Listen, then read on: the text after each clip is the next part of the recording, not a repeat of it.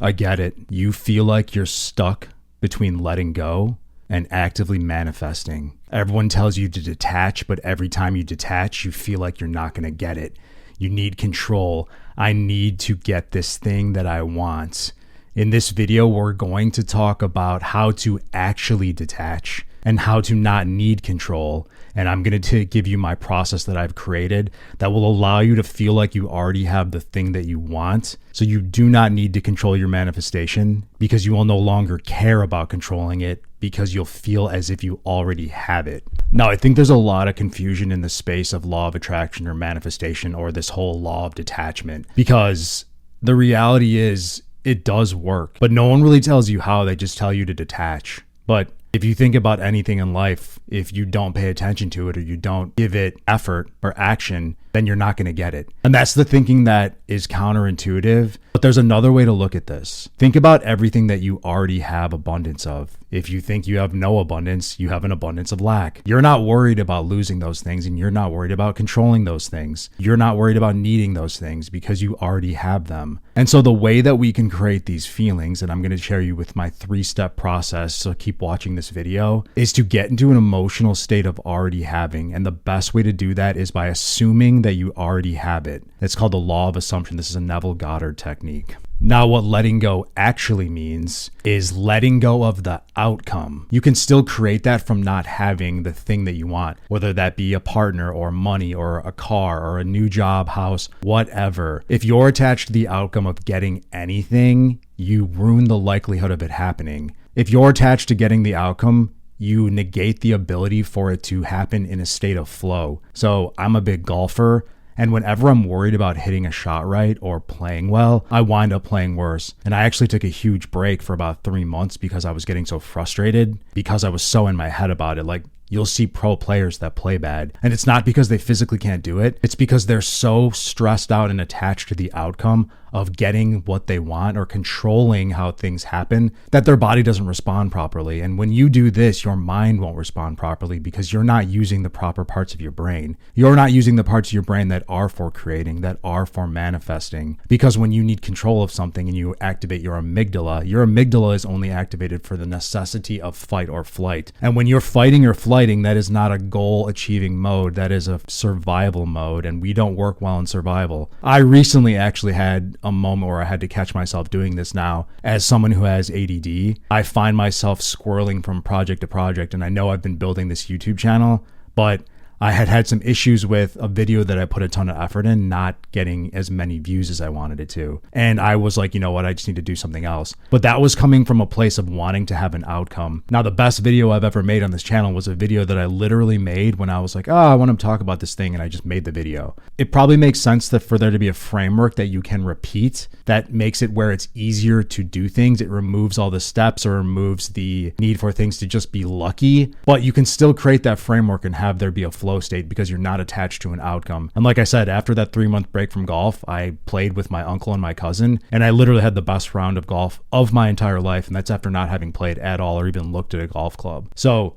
number one thing is detachment is not caring. It's not letting go. It's releasing the outcome. And we're going to talk about how to get to that place, so keep watching. But it's not from not caring. It's from feeling like you already have it. So let's go on in the video. Now, here's the second step. The second step is the actual taking of action. Now, a lot of manifestation is mental. We stay in our heads. We're not moving forward because we're stuck in this planning phase. Something I've recently learned about planning and about myself is the reason why I like to stay in the planning phase is because it still has a possibility of being perfect. It can't fail and it can't be judged. But the reality is, if you didn't care about the outcome, you would do the activity regardless of if it failed or regardless of whether or not you were judged. Your ability to be successful would be leaps and bounds higher because you literally don't care what people think. If you can get to a place where you will take action regardless of the outcome, you'll be shocked at how many things go your way because you're coming from a place of power, of inner confidence, of inner strength. Now,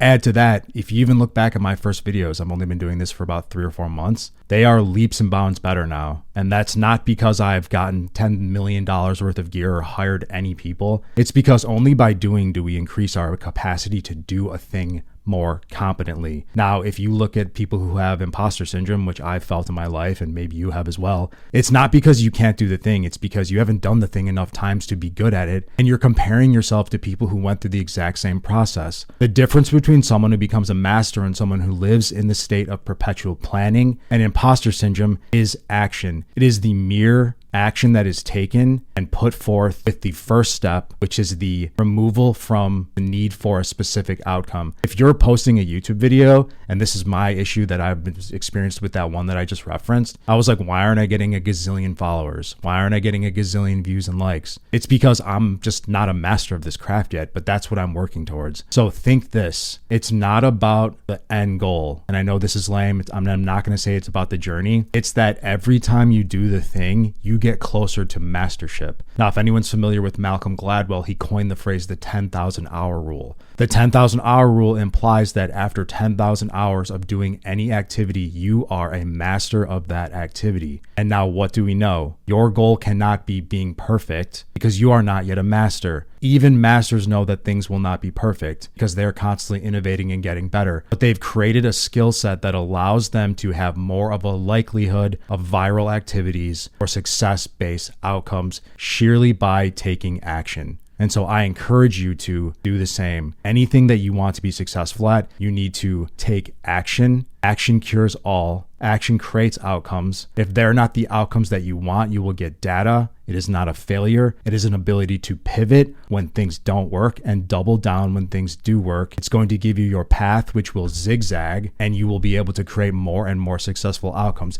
It's going to go like this for a while, and then eventually it'll start going up and up and up because you will have more data. You will know what works for you, for your audience, for whatever endeavor you're taking, and that's going to be the thing that's going to guide you forward. It is action. Now, I hope you're ready for this last piece and how we're going to tie this all in together. Do you want to know the last piece? Put yes in the comments. I would really appreciate it. And obviously I'm going to tell you so. The yes is helpful, however, because I appreciate the content, because I appreciate the engagement, and it'll help this video. Now, the last piece is literally assuming that it's done, or some people call it living in the wish fulfilled. And the way we're going to do this is by law of assumption journaling. This is a thing that I discovered recently that has blown my mind. Now, I was struggling with some goals and really feeling desperate about not achieving them. Now, every morning, I started in my journaling after I'd done some of my generic journaling where I kind of just dump my thoughts. I started writing statements like, obviously my YouTube channel is going to hit 1 million subscribers because I'm awesome, because I have a great message, because people really like me, because people like watching my content. And you can say things like, obviously I'm going to find the perfect partner because I'm awesome, I'm really engaging, I have a lot of love to share, and I love myself. And you're going to write things like as this obviously, or like this, of course X is going to happen, or of course this is my reality, as if it's already done. And I want you to do that until you literally feel so good that you don't care about having that thing anymore. That could literally be a page of writing. It could be a paragraph of writing, but